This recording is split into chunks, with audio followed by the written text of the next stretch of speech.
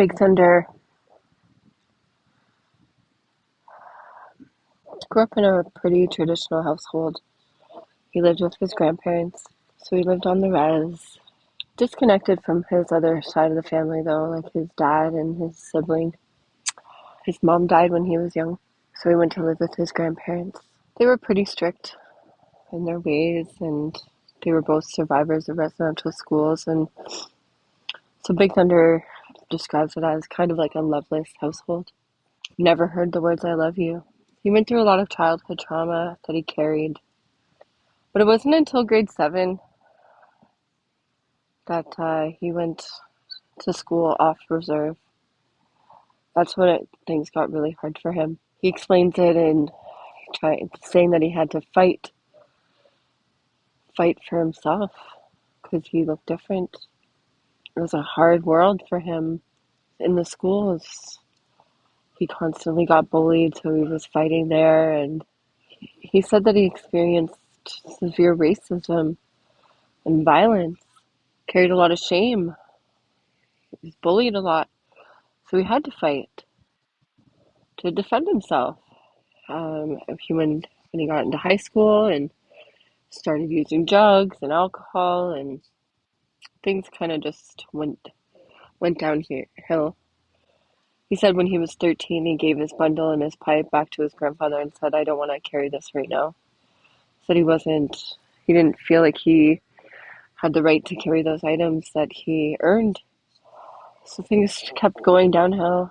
He kept getting in fights and in and out of the institutions, in and out of the jails.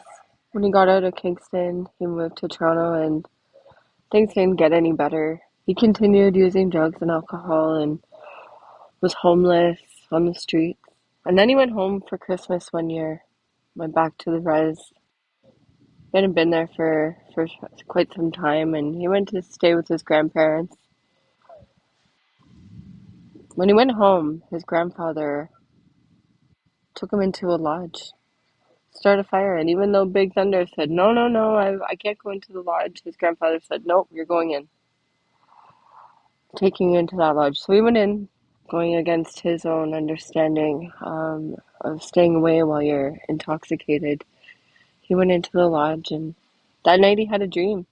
He had a dream that one of the grandfathers came and sat at the end of his bed and slapped him in the face and said, "This isn't you. You know who you are."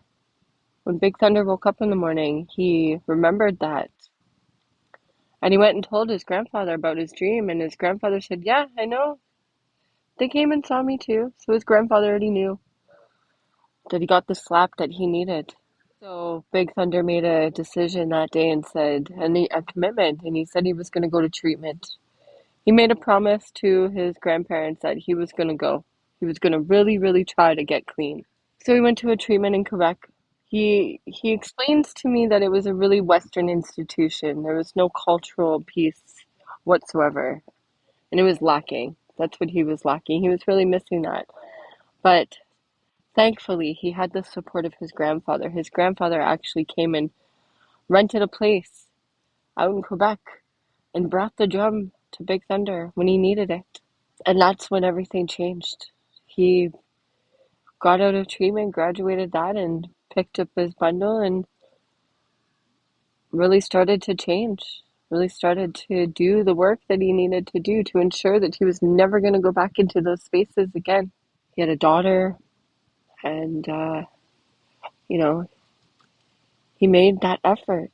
He came back to Toronto and started working at an Indigenous organization. It felt really good. He used his medicine, the drum, shared his stories, and really became a pillar in our community. Even though he started working in community, things were still a little challenging, life still happens, and he ended up leaving that organization, and another opportunity came, the community health worker program. He got accepted and went through the program and graduated and then started working in community again. He says the opportunity that he had, all of the opportunities that he has were so important and played such a huge role in his sobriety and in his journey of healing. That community connection was everything. He found his purpose. The chance that he got the opportunity to work side by side to lots of traditional healers, his knowledge grew and his spirit got brighter as the years went on. So that's what led him back to the culture. And that's why he is where he is today. Spirit lives within your heart. That's how he explains it. That it guides your heart, how you feel. So spirit is a feeling. That feeling you get. You can experience spirit injury in so many different ways. For him, he had spirit injury from when he was a child. That childhood abuse and the trauma that he went through followed him through most of his adolescence and into his adult life. And he had to do some work, the disconnection of his family, not knowing his sibling or his father, not having a relationship with them was also very hard and caused injury on him. He described spirit injury as having to conform to Western ideologies, the toxicity in our communities and in some spaces and places is very, very harmful to our spirit. Anything that hurts your heart, the time duration, the longer you carry pain, the longer you experience abuse, the bigger the injury. But it doesn't mean that you can't feel love again. Big Thunder did a lot of work. He saw a traditional counselor, went to the grandmothers, asked for advice on how to heal your heart. He learned how to build a healthy relationship with his father. He tells his daughter every day that he loves her because he didn't hear those words from his father until he was 36 years old.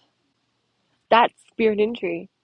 His father and grandparents didn't have the chance or the opportunity to learn about what love is, so they were never able to teach it or bring it into their household. That caused spirit injury. Since doing the work that he's done to heal those injuries, now he's able to show love all over the place in community and his family. He was able to break the cycle of violence in his family, of that disconnection. His relationship with his daughter has always been so strong because he knew that how detrimental that disconnection between them could be for her. So he changed this, he broke the cycle. The importance of community and the impact it can have. The biggest reward, being able to be surrounded by community. It's helped him so much. He talks about what we can do systemically in the schools. Teach. Teach the young ones. Teach people the real history of Canada and what happened to Indigenous people so that people know and they understand.